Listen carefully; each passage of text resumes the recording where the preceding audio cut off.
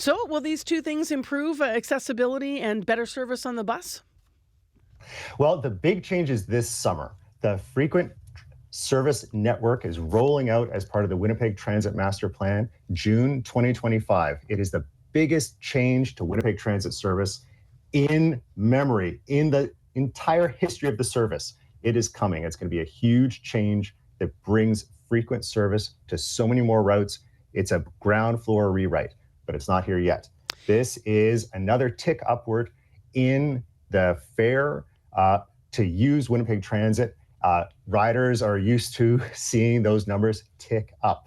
Little by little, that number goes up again and again. It is amazing to think that a 10-cent change can affect so many people. So many people who use transit are really feeling squeezed, and it affects them. That small change has so much of impact on people who are really feeling squeezed. So, the 10 cents, the increase in the fares, you said it'll have an impact, a negative impact on people who are already feeling squeezed.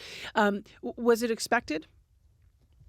Well, certainly anyone who's paid for anything recently knows that costs are going up across the board for goods and services everywhere.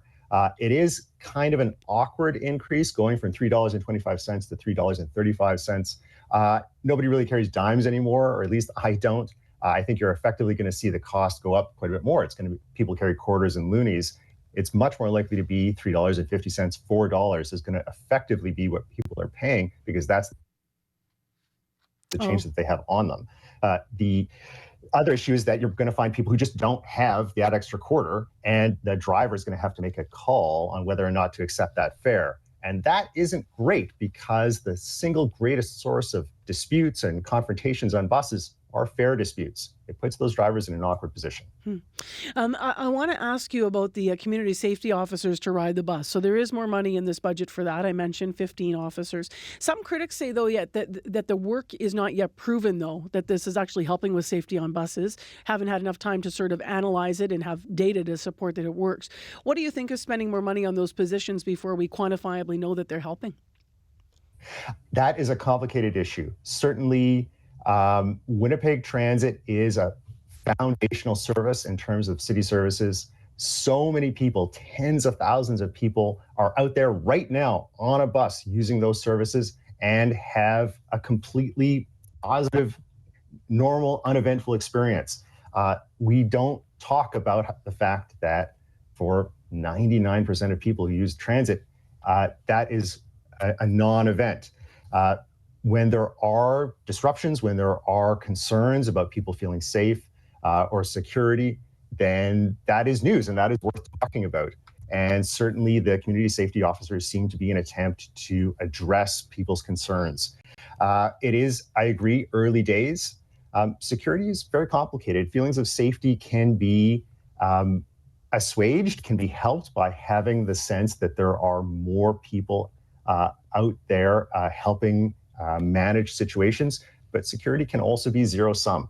There are some people who can feel that the additional presence of security can make them feel safe, and it's important to talk about how to address their concerns as well. And I think that we have seen the community safety officers use that language of approaching people carefully and with consideration, of learning how to de-escalate.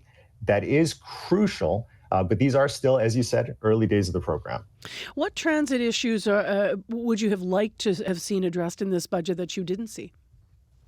Well, the thing that I want to see is that primary transit network rollout right away. That is a crucial change that we have been waiting for the last couple of years, ever since the Transit Master Plan was passed almost unanimously by City Council a couple of years ago.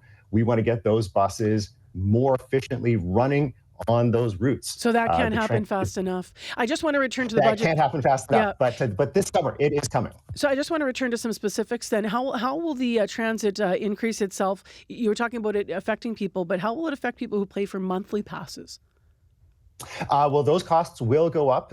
That will be less disruptive because it is just something that they pay for at point of sale. But for people who are out listening to this, who are really feeling squeezed, thinking, this really adds up, this is really going to be hard, make sure that you know about the Win Pass program. That is a 50% fare reduction program for low-income households or for new arrivals or permanent residents who have been here less than a year. Make sure that you call 311, reach out to the city, find out about applying for that program, because that is available for Winnipeg households. Um, the city's saying it plans to spend most of the revenue raised from the property tax hike that we were mentioning to cover transit revenue shortfalls. What do you think about that in terms of, whether or not there could be an alternative way to create more revenue for transit, or if, what are your thoughts? Yeah, I noticed that too. It's not clear to me. I'd like to find out more about where that revenue shortfall is coming from. We've seen transit use return effectively to normal since COVID in the last couple of years. So it's not quite clear to me either where that revenue shortfall is coming from, because those buses are on the roads and people are using them once again. People are going back to work. And so there's a lot of that usage is back to normal. So that's not clear to me either. We'll leave it there, Kyle. Thank you very much for some analysis of what we saw in the budget yesterday. Appreciate your time. Thank you so much for having me.